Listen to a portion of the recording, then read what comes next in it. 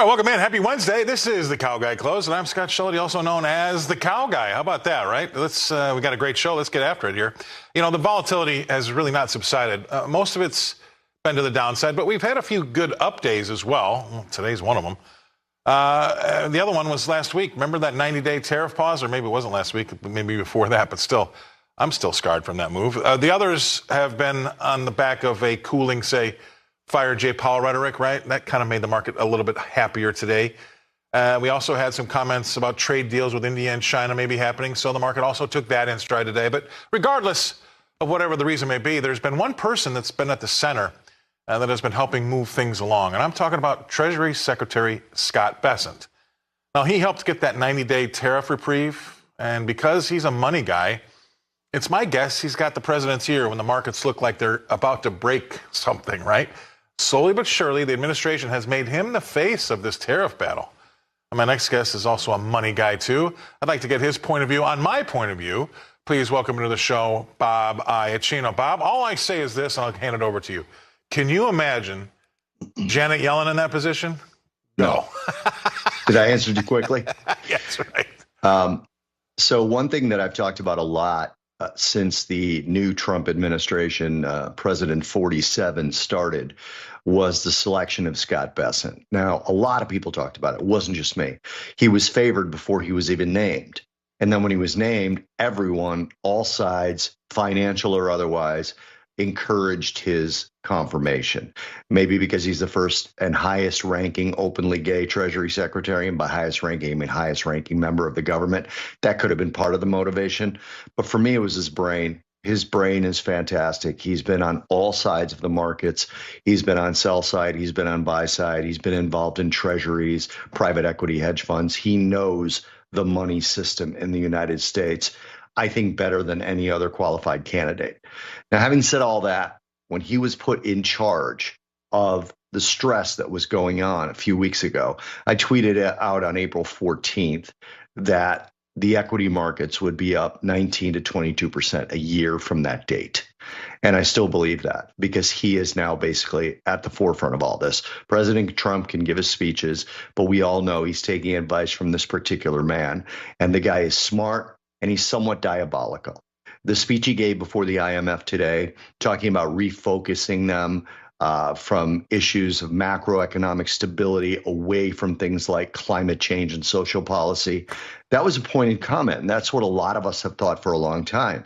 He gave the IMF the benefit of the doubt and said, you can actually be useful if you stop with social issues and climate change. Stop treating China like a developing nation when they're, in some cases, the largest economy in the world, by most measures, the second largest economy in the world. How do you call that a developing nation? But the key point for stocks today, and I think he said it in a private chat yesterday that was reported on by a lot of media outlets, that these tariffs are unsustainable, and he can see tariffs on China coming down. And this is a real rally. Now, in my view, in order to say that this is the start of that 19 to 22% rally that I think is coming, we've got to get up about 5 or 6% from here, break above that death cross we saw where the 200 crossed above the 50-day moving average. And I think we're likely to do that. Maybe this is the start of it. Maybe it's not, but it's coming. And it's because of this particular Treasury Secretary. So I actually have a personal experience with him. And I say this a lot when I go on the speaking tour because everybody loves a quick trading story, right? An old Pitt story. But back in London in 1992, the date was September the 16th of 1992. And it's been ingrained in my brain forever. And I talked about this a lot when I was teaching finance over at DePaul University. But that's the day that George Soros broke the Bank of England, right? The British pound sterling was trying to stay within the European exchange rate mechanism. I don't want to get caught in the weeds, but the markets were absolute mayhem. But George Soros made a bet that the Bank of England could not keep the pound within its bands, and it would have to drop out of the exchange rate mechanism. And he won, and he did. George Soros was betting £2 billion an hour. Or dollars an hour, and the Bank of England only had about $1 billion an hour. I mean, it was insane. The most market turmoil I've ever witnessed and traded through my life. I had a very big position on myself. I had a few people from Chicago on the phone live with me while I was in there because it was the only time in my life I almost felt like fainting. That's how bad it was, okay? But little did I know that it was Stanley Druckenmiller, which you may be aware of who he is, but He and George Soros owned the Quantum Fund, and it was the Quantum Fund taking on the Bank of England. Stanley Druckenmiller got cold feet about the trade and thought better of it and said, we need to pare back our risk here. This is not something that I'm comfortable with. But there was a young 29-year-old in that office who told George he's been studying John Major, who was the prime minister, and another guy by the name of Norman Lamont, which basically was their Fed chair.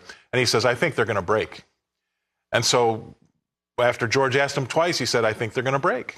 And so George doubled the ante, went all in with his $10 billion, and he won. And that gentleman's name as a 29-year-old was Scott Bessent. So you got a guy like that understands the money markets that well in charge of the things that he's being put in charge of. I have a great degree of confidence in him.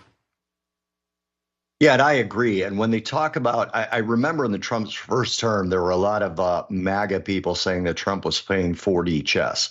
Bessent is playing 4D chess. Again, he sees these things 3 and 4 moves ahead, and he knows what he's doing. And this is where I get the faith in the plan that's in place, because it's Scott Bessent's plan. It's not Donald Trump's plan. He just convinced the president that this was the right way to go about it. And the president's no dummy himself. So taking it from that stance, I believe this is actually going to work. And it's part of the reason I tweeted out what I did. It's part of the reason in our newsletter this past week, we put in some buys of stocks, and I put in another one in the in-between newsletter section where our newsletter is published, that I bought things like MicroStrategy and some other stocks on the idea that we're going to resume and continue a new bull market off of what's going on and what's being held or led up, I should say, by the Treasury Secretary. Yeah, I mean, he's fantastic. You know, it wasn't, you know, that 90-day tariff pause, which was announced on a Wednesday. He quietly flew down to Mar-a-Lago on Tuesday, followed the president in Air Force One back up Tuesday evening.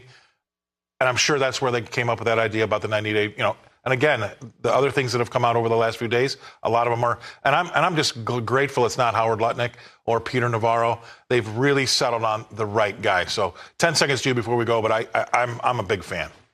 We have been around as long as you and me. Always remember that Bank of England story. We also always remember the name Paul Volcker. Yes. We're going to remember the name Scott Bessent as well, in my view. Well said. Well said. That's awesome. All right, Bob. Thank you very much, Bob. Bob Iaccino coming to us from Naples, Florida. We'll see you again next week, Bob.